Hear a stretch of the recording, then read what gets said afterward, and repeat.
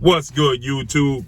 It's your boy, Blue Blood Sports TV, back at y'all with another one. So, now that the highly anticipated undisputed showdown between undefeated WBC lightweight world champion superstar boxer Devin "The Dream" Haney and undefeated newly crowned unified lightweight world champion Australian star boxer George Kambosos Jr. set for June 4th here in the States, June 5th in Australia.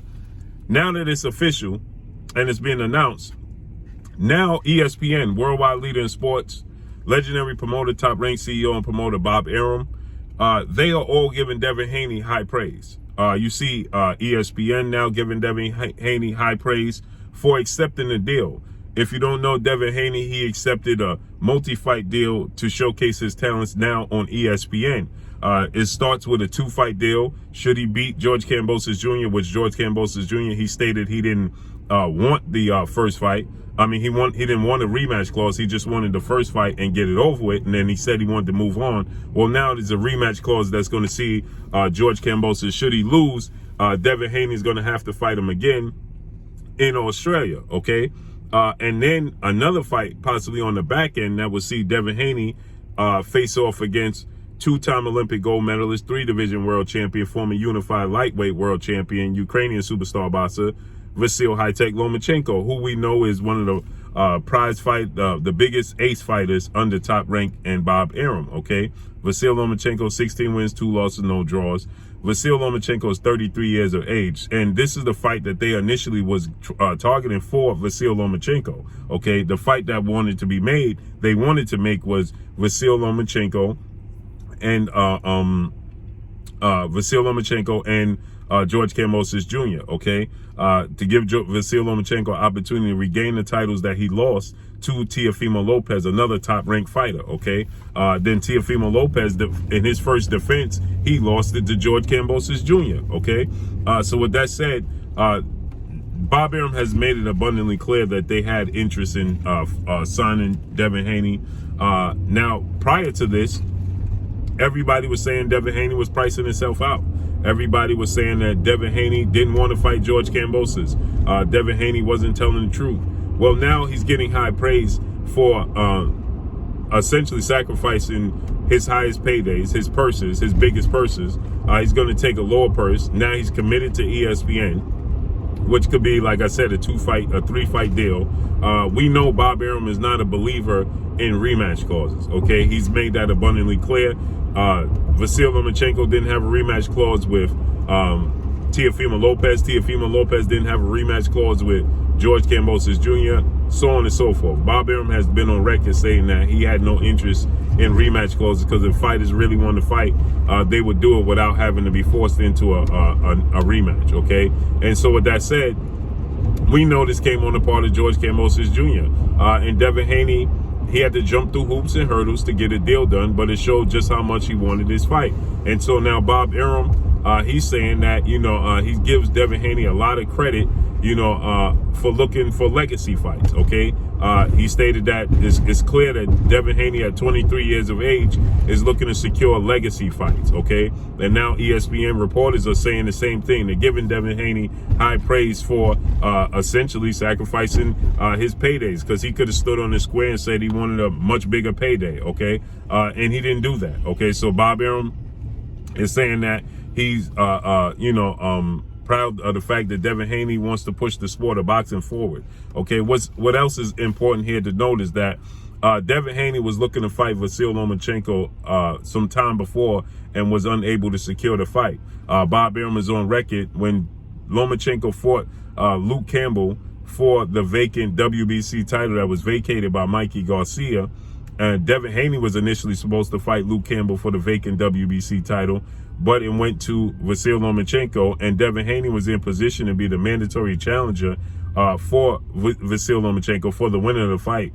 And Bob Arum, he made it abundantly clear when father, trainer, manager, CEO of DHP, Devin Haney Promotions, Bill Haney, and Matchroom CEO and promoter Eddie Hearn, who co-promotes with DHP, Devin Haney Promotions, asked Bob Arum, because Eddie Hearn promotes also Luke Campbell. So when he asked Bob Arum, that being Bill Haney and Eddie Hearn, are they going to allow Devin Haney to fight Vasyl Lomachenko after this fight? And Bob Arum, he made it clear, no, he's not going to do it. They're going to petition the WBC, World Boxing Council, to President Mauricio Suleiman, and the board of 32 members to be franchised.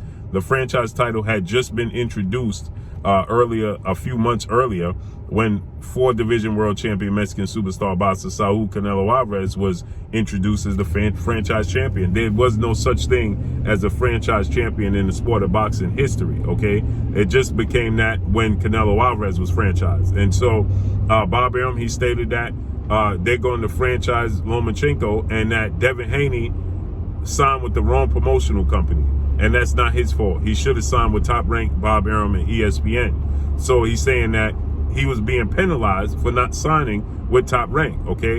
And now it's clear that they're praising Devin Haney for sacrificing to make this fight happen and doing whatever it takes to make this fight happen with George Kambosos Jr. for Undisputed, official Undisputed, okay? Because that franchise title that was introduced by the WBC has, caused a lot of confusion, introduced a lot of confusion to the sport of boxing, especially in the lightweight division, more so than anything, because when they franchised Canelo Alvarez at 160 at middleweight, well, Canelo Alvarez, after he was franchised, he didn't fight at middleweight again. So it didn't cause any confusion. It didn't cause any shocks. It didn't cause any fights to not happen. Why? Because Canelo Alvarez didn't accept it, essentially. He denounced it, okay? Because he didn't fight at 160. Jamal Charlo was elevated to the middleweight WBC world champion, and yet Canelo Alvarez didn't fight in the division. So it didn't bother Canelo Alvarez, and it didn't cause any confusion in the middleweight division. So it caused all the confusion and uproar and waves in the lightweight division, because you had multiple champions now in that division become franchise, okay? Initially, they stated that you cannot win or lose the franchise title. That's what Mauricio Suleiman, that's what the WBC and the board members stated, that you cannot win or lose the franchise title. Yet, Lomachenko defended his titles, his unified belts, against Teofimo Lopez, and they allowed Teofimo Lopez to be franchised and accept the title. And then when George Kambosos Jr. beat Teofimo Lopez, it transferred from Teofimo Lopez to George Kambosos Jr. And again, initially they stated you cannot win or lose the franchise title, okay?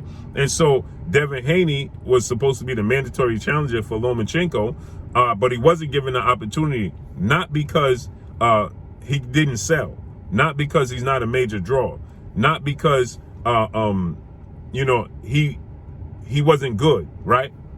Not because of what he can and couldn't do in the ring, but simply because he did not sign with Top Rank and ESPN and Bob Arum, as Bob Arum told you, okay? Now Bob Arum and ESPN and the world is praising Devin Haney for sacrificing, not getting his highest payday. He's the biggest paid fighter from junior welterweight on down. You could make a case that gets paid more than Gervonta Tank Davis, undefeated 3-division world champion, who's considered a pay-per-view cash cow from junior welterweight on down. And why do I say that? Because Gervonta Tank Davis, it was being reported that he gets a fee of about $2 million, okay? And then he gets money on the back end. That's how he makes his money on the pay-per-view back end, okay? That's why Gervonta Tank Davis is not happy with the pay-per-view model that their Mayweather Promotions is lack of pushing, okay? Because they're not pushing his pay-per-view like he wants them to push, and that's where he's going to make his money on the back end. He's not happy with the way they're doing it, right? They put his tickets on sale a month before the fight, and Gervonta Tank Davis is saying that, he's not happy with that because it's not going to work. They treating him like he's Michael Jackson. So he's making abundantly clear he's not happy with that format, okay? And so you can make a case that Devin Haney, who never fought on a pay-per-view format, is making just as much as Gervonta Tank Davis, if not just a slight below, okay? A notch below Gervonta Tank Davis. And so now he's going to take a significant pay cut to make this fight happen. That should be automatic against George Kambosos Jr. for Undisputed. It should have been automatic. It should have been simple mathematics. And then Lomachenko in position to fight the winner after this fight, right? Because Lomachenko lost his titles to Teofimo Lopez. He never avenged that loss, okay? He's actually never avenged neither one of his losses. And he had the opportunity after opportunity to become a world champion and defend his titles. And he lost the opportunity. Now he beat Nakatani, and then he beat former IBF lightweight champion and Richard Comey. Okay, now you're working your way back, but that don't automatically get you an opportunity to fight for the unified titles. It should have been automatic that Devin Haney fight George Kambosos Jr. for Undisputed, and then the winner of that fight gives Lomachenko an opportunity because he's still a big name in the sport of boxing. He's still very violent, valid in the sport of boxing. Okay, and so with that said, now Devin Haney's getting high praise for not taking the road of finances, because he's took the road for legacy. And now ESPN, because he's now a ESPN fighter, essentially, is now praising Devin Haney. But prior to that, everybody was saying that Devin Haney is pricing himself out and he needs to take the deal that Lomachenko has took.